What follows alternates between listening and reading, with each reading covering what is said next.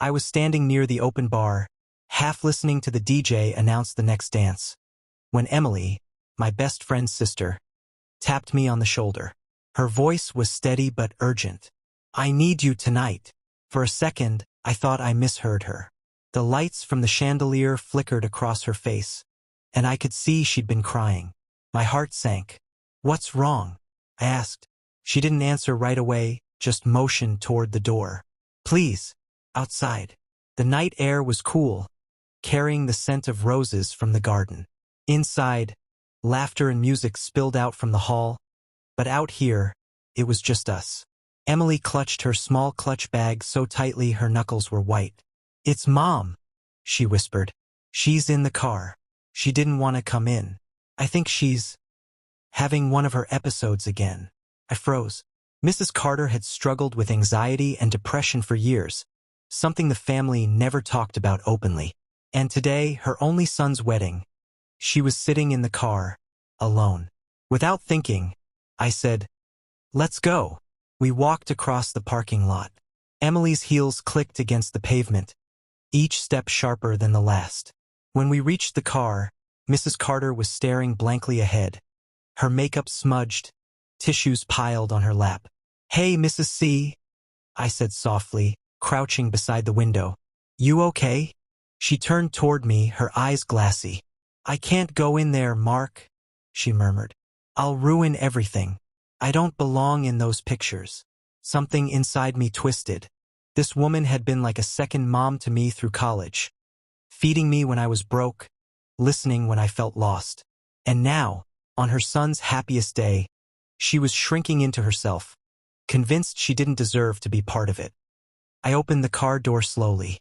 "You know," I said, "Jake told me once that he gets his courage from you." Her eyes flicked toward mine. "Yeah," I continued. "He said whenever he doubted himself, you'd tell him to stand tall, to never hide who he is. He told me that's how he got through med school." Her lip trembled. "So, if you don't come in," I added gently, "he's missing half of that courage tonight."